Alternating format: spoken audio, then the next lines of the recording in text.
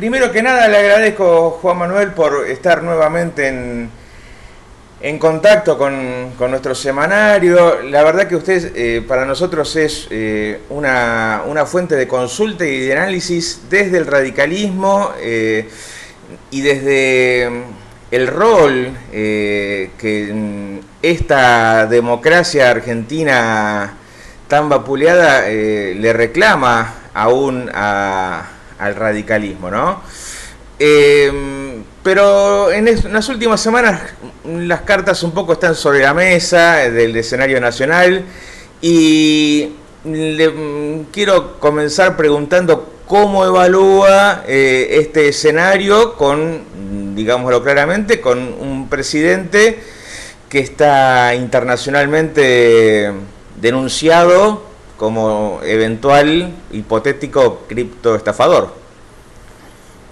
Bueno, realmente el episodio de la moneda Libra, de la moneda obviamente virtual, la moneda Libra, la criptomoneda Libra, es un episodio de una gravedad inusitada. A mí me parece que el presidente de la República es una figura que se puede calificar como interviniente necesario, como determinante para el éxito que tuvo la presentación de esa moneda durante 4 o 5 horas.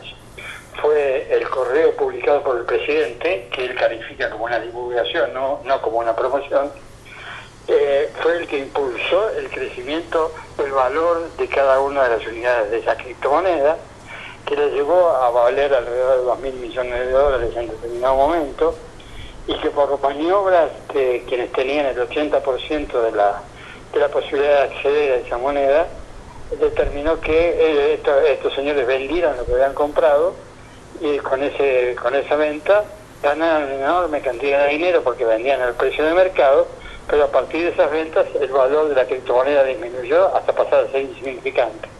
De manera que ha habido 40.000 personas en el mundo que se sienten estafadas por un proceso que fue en gran medida impulsado por el presidente de la República. Y yo no creo en la inocencia del presidente, yo no creo que el presidente actuase en este caso con torpeza o con imprevisión. Creo que el presidente conoce el mecanismo, creo que yo he intentado hacer lo mismo en un momento anterior con una moneda que se llamaba Vulcano en ese caso, y que por lo tanto su relación con los emisores de la criptomoneda Libra era conocida, pública y reiterada dentro de la Casa de Gobierno y en el Olivo. De manera que es una cuestión realmente importante que descoloca al presidente, que no debe participar de episodios como estos de ninguna manera. Por otra parte, reitero que se puede producir una situación particular que ya se está desarrollando.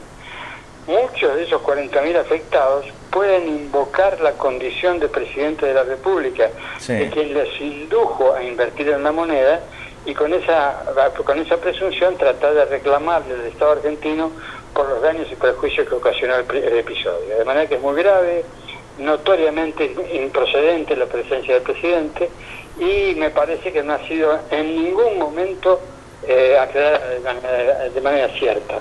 A tal punto que los partícipes necesarios, como fueron por ejemplo este muchacho norteamericano que aparece como el elaborador de la idea original, sí, y otras personas como Novelli, por ejemplo, que estaban frecuentando al presidente y a su hermana, nunca fueron desconocidos por el presidente, que reconoce tener relación con ellos, y nunca fueron criticados, nunca se les adjudicó el episodio en sí. Por lo tanto, creo que es una cuestión grave que resta credibilidad al presidente de la República, aunque haya actuado como persona individual, según pretende él, pero es inescindible, es inseparable la condición del presidente con su identidad personal. El presidente cuando toma determinadas decisiones siempre actúa como presidente, y por lo tanto la explicación que ha dado no es significativa, no es útil, no basta. Sí, y creo que en medida relevante a partir de ello, que ha ocasionado, por más que se pretenda mostrar lo contrario, un debilitamiento en la imagen general del presidente en forma abrupta en las últimas 2 semanas en nuestro país, más allá de de que en el extranjero quizás la percepción es aún peor.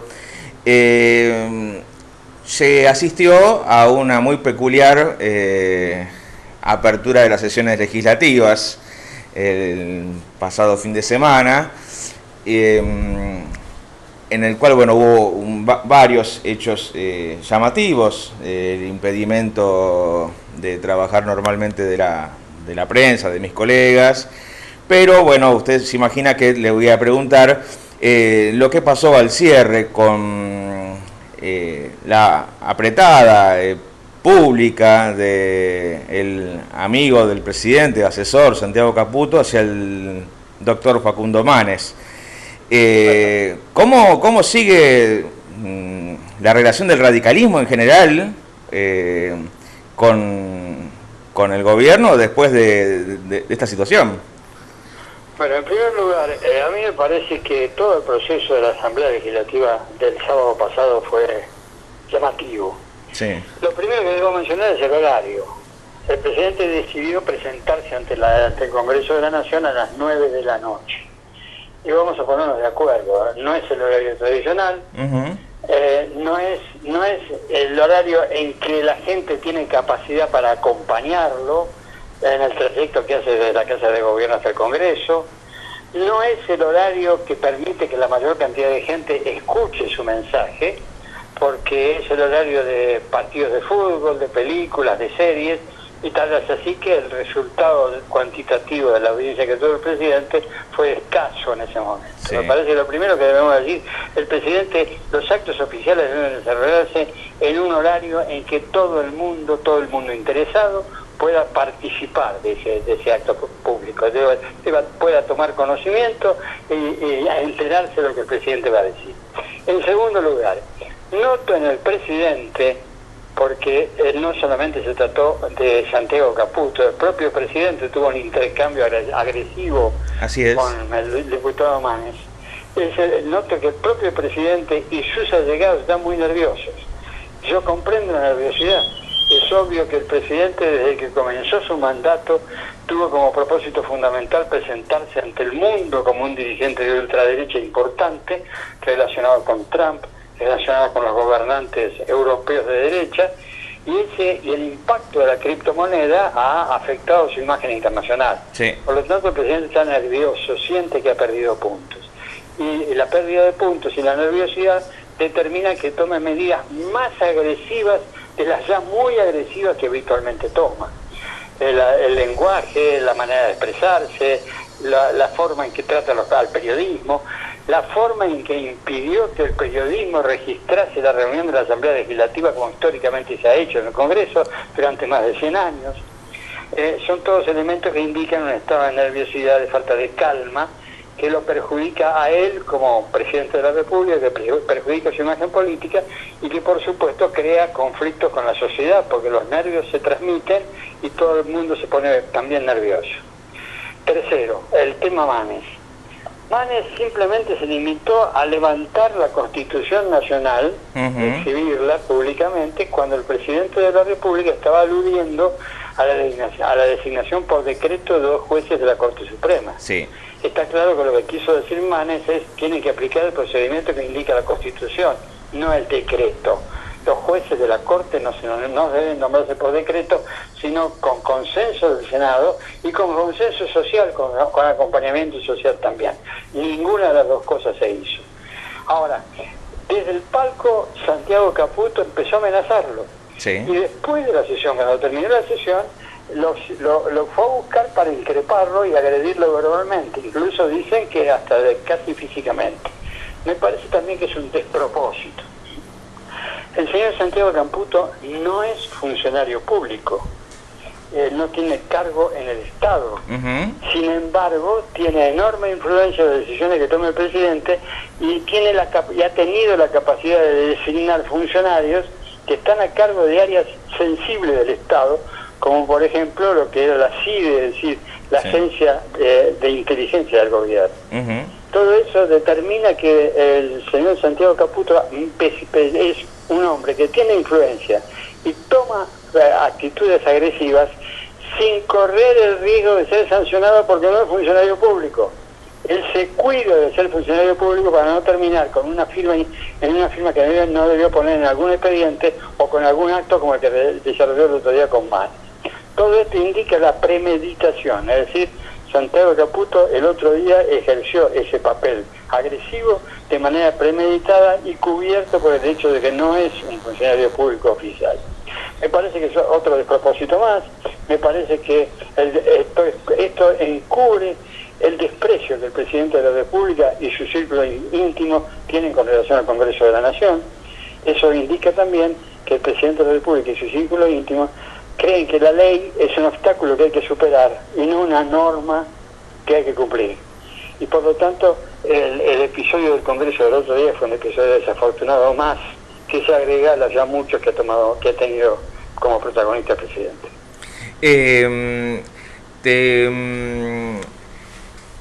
Te preguntaba también, justamente en función de todos estos desatinos o acciones premeditadas también del presidente y su entorno, ¿cómo será la reacción del conjunto o por lo menos de los sectores que están más cercanos a Facundo Manes? Por caso ahora se vienen dos eventos que pueden dar una respuesta democrática, que son las votaciones precisamente para tener que definir desde el Parlamento la aprobación de los jueces nuevos de la Corte, y también el pedido que elevó recientemente Milei de reclamar la aprobación para contraer más deuda con el Fondo Monetario.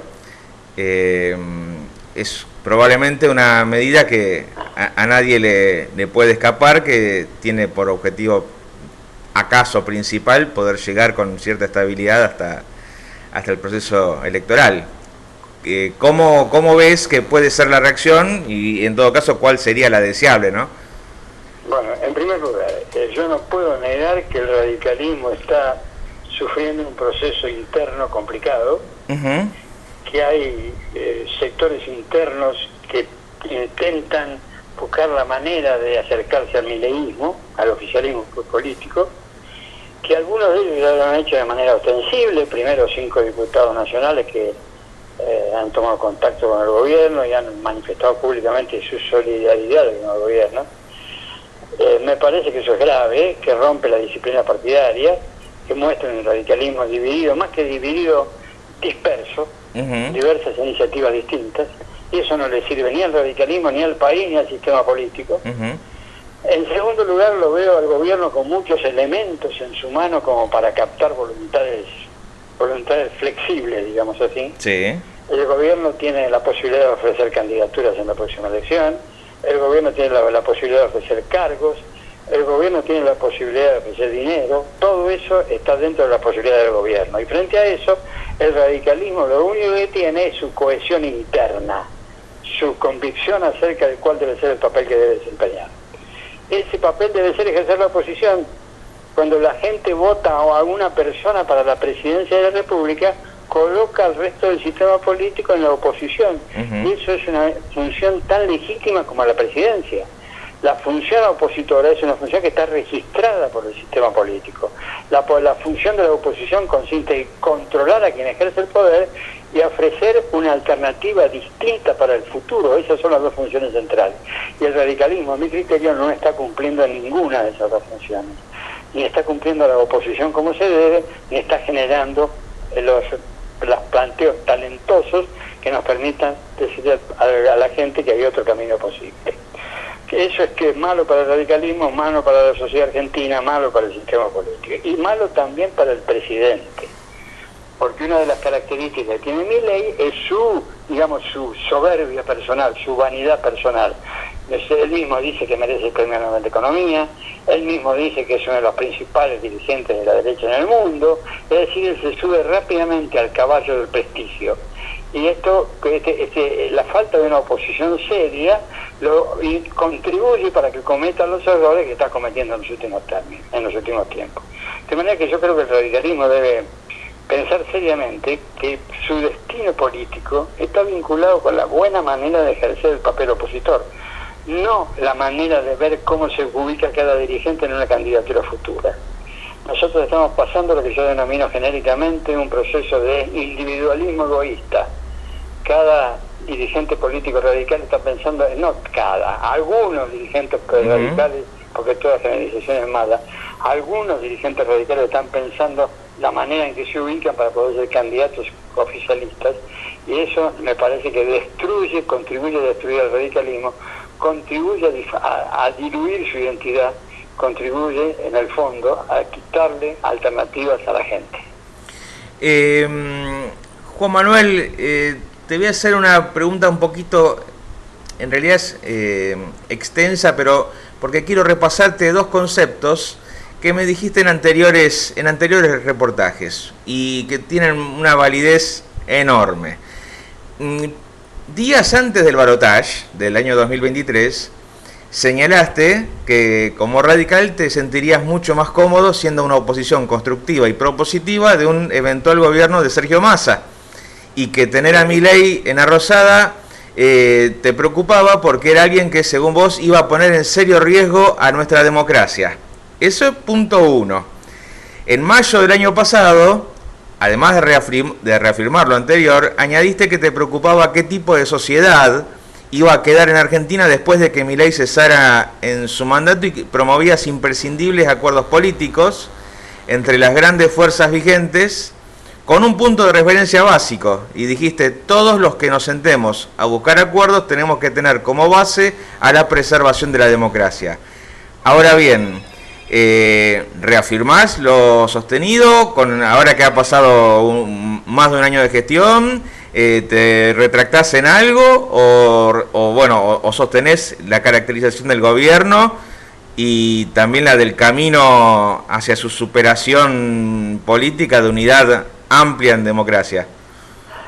Yo ratifico íntegramente lo que venimos sosteniendo, y me parece que los hechos nos están dando la razón, y vamos por partes. Primero, cuando hablamos de Massa y el riesgo democrático que implicaba la presidencia de Massa, estábamos afirmando un hecho que podemos registrar cotidianamente: la proximidad que existe entre el kirchnerismo y el mileísmo con relación al concepto del poder. Tanto el kirchnerismo como el mileísmo creen que el poder tiene vocación de poder autoritario y concentrado, de un poder que no emite críticas, de un poder que no acepta el control de los organismos de control que tiene el Estado, de un poder que está basado fundamentalmente en la actitud personalista de quien preside. En el caso del kirchnerismo era típico, siempre la actitud autoritaria, siempre la actitud personalizada en el presidente o la presidenta en su momento. Con Milei está pasando exactamente lo mismo. Milei no soporta la crítica, se enoja tanto que insulta y agrede simplemente por la disidencia. El caso más notorio es el de los últimos tiempos, el caso de Domingo Cavallo. Domingo Cavallo, que es un economista, se atrevió a opinar que el dólar está subvaluado en Argentina, que el peso está sobrevaluado en Argentina hoy. Y como consecuencia de esa afirmación, Milei resolvió de calificarlo como intratable, y en segundo lugar también resolvió cesantear a su hija, que estaba ocupando un cargo público en el exterior, de tal manera que Milei interpreta que la crítica debe ser sancionada, incluyendo a los parientes de quien emite la crítica, como si el pariente fuese responsable de la palabra de su progenitor en este caso. Primero, ahí está, hay un contacto claro entre la concepción del poder que tiene el kirchnerismo y la concepción del poder que tiene Milei. En segundo lugar, desde el punto de vista de la economía argentina, la clave de la política económica de Milei consiste en el ajuste. ¿El ajuste qué sentido? Dejar de emitir dinero, disminuir el gasto público, de manera de disminuir el ritmo inflacionario. La inflación no ha desaparecido, estamos en el 2 y pico % mensual, que es una inflación altísima no solo comparado con los países del mundo, sino comparado con los países de América Latina. Sí, así el 2 es. y pico de inflación mensual es un poco, casi alcanza la inflación que tiene Uruguay por año, y nosotros tenemos por mes. Por lo tanto, no es cierto que la inflación haya desaparecido. Lo que sí es cierto es que disminuyó el ritmo de crecimiento de la inflación. ¿Pero eso a costo de qué? A costo de bajar las jubilaciones, a costo de bajar los salarios, a costo de aumentar el trabajo en negro, a costa que se está produciendo ahora de aumentar la desocupación. De manera que acá el resultado de esta política puede ser una moneda estable con una sociedad desequilibrada, en una sociedad desequilibrada. A eso apunto cuando digo, ojo con las consecuencias de esta política económica en el plano social. Yo creo que acá falta un programa de crecimiento, falta un programa industrialista que esté orientado básicamente al Gran Buenos Aires, donde tenemos la mayor acumulación de gente. Falta una política de distribución justa del crecimiento. Yo estoy totalmente de acuerdo con combatir la inflación. A nadie le conviene la inflación, especialmente a los que viven de un salario. Pero la forma de combatir la inflación es algo que hay que discutir, porque si no vamos a terminar, como estoy pronosticando, con una sociedad fracturada, una sociedad desequilibrada desde el punto de vista social. Me acuerdo por la tercera parte de la pregunta, perdón. No. La tercera parte justamente era que habías mencionado ya hace casi un año atrás la necesidad perentoria de sentarse las principales fuerzas políticas opositoras y tradicionales incluso del país a trabajar bajo puntos de acuerdos, y usted había dicho, todos los que nos sentemos a buscar acuerdos tenemos que tener como base a la preservación de la democracia.